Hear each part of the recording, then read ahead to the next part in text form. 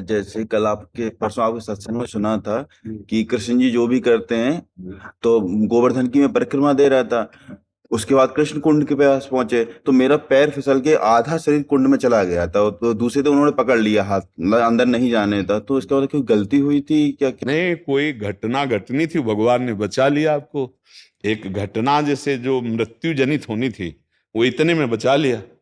हाँ, बहुत कृपा। अगर यहाँ कहीं कोई चोट लग जाए तो समझो बहुत बड़ा कोई अपराध था और उसको इतने में क्षमापन भगवान ने कर दिया। इसमें गलती नहीं मानी जाती, इसमें भारी प्रारब्ध का संयोग होना था कि आपको मानो डूब के मरना था, तो भगवान ने आपको इस घटना में, क्योंकि आप परिक्रमा लगा रहे हैं, आप ब्रजधाम में हैं, आपको बचा। अच्छा, मान लो आप डूब जाते हो तो आपको भगवत प्राप्ति हो जाती है।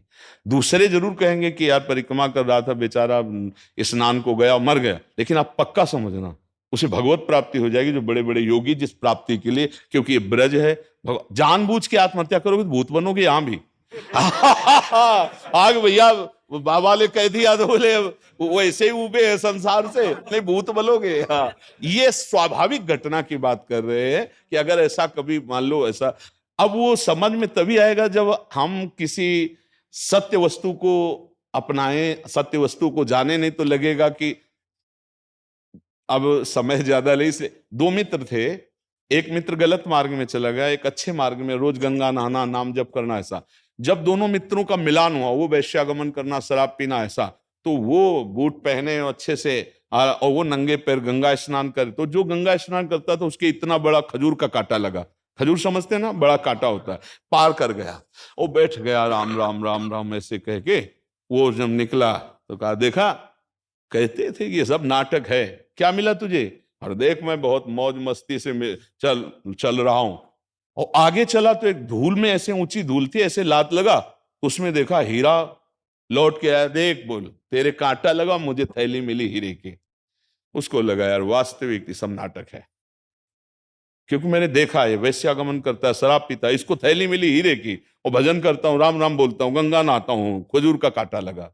तो जब किसी भक्त को संशय होता है तो भगवान किसी न किसी रूप में आके संशय निवारण करते हैं। तो एक वृद्ध के रूप में भगवान आया, बोले अरे बेटा कांटा लग गया क्या? भगवान की बड़ी कृपा आपके ऊपर है। बोले आप कैसे कह सकते हैं भगवान की कृपा? ये कृपा है, कृपा तो उसके ऊपर है। देखो ना, वो हमारा मित्र जो गया, तो उनका बेटा, तुम्हें दोनों की बात याद नहीं, तुम्हें पता नहीं, इसने पूर्व जन्म में सुकृत किए हैं और अब पाप कर रहा है।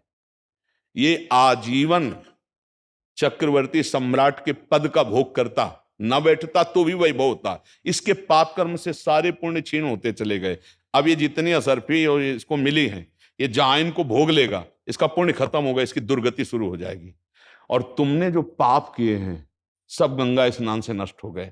तुमको इसी क्षण सूली की सजा राजा के यहां मिलनी थी, तो खजूर के कांटे से निपट गई।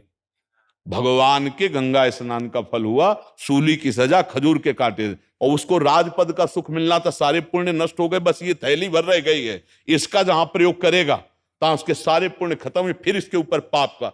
तो उन्होंने कहा बचा लिया, नहीं तुम्हारी भक्ति में ही निष्ठा खत्म हो गई है। तो ये घटनाओं का अगर ज्ञान ना हो तो फिर अंदर से अश्रद्धा हो जाएगी। तो श्रद्धा अगर हमारी टूट जाए तो फिर हमारी भक्ति में बाधा पड़ती है। नहीं तो आप सच्ची मानिए, पैर फिसलना या चोट लगना या किसी भी तरह की हानि होना, बहुत बड़ी हानि को भगवान ने छोटे में कर दिया। क्योंकि भगवान तो सर्वज्ञ है ना। अब गिरिराज जी की परिक्रमा लगा रहे, वहां पाप कौन हो सकेगा? पाप थोड़ी कुछ